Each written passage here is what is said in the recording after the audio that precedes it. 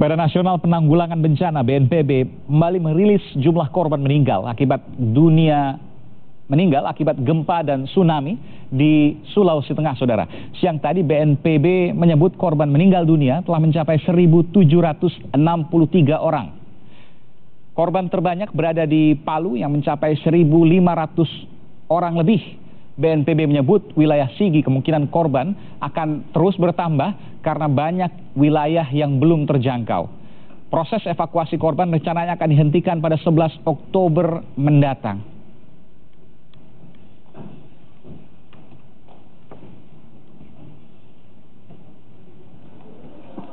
Terdiri di Donggala 159 orang, Kota Palu 1.519 orang, Sigi 69 orang, Parigi Mutong 15 orang, Pasangkayu, Provinsi Sulawesi Barat 1 orang.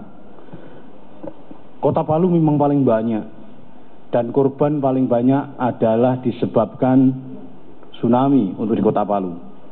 Sedangkan di Kabupaten Sigi juga di Kota Palu masih banyak korban yang belum diperkirakan tertimbun dan belum ditemukan sampai saat ini. Dari 1.763 orang yang meninggal dunia, 1.755 jenazah telah dimakamkan, yaitu di TPU Paboya 753 jenazah dilakukan pemakaman massal. Di TPU Pantoloan 35 jenazah pemakaman secara massal. Pemakaman keluarga 923 jenazah, Donggala 35 jenazah, Biromaru 8 jenazah, Pasangkayu 1 jenazah. Dari 1.763 orang meninggal dunia tadi, sudah termasuk 1 orang warga negara asing yaitu Korea Selatan. Kemudian masuk klasifikasi di dalam pemakaman, ini adalah dimasukkan di pemakaman keluarga. Dan upaya evakuasi terus dilakukan dan ditargetkan tanggal 11 Oktober evakuasi selesai dilakukan.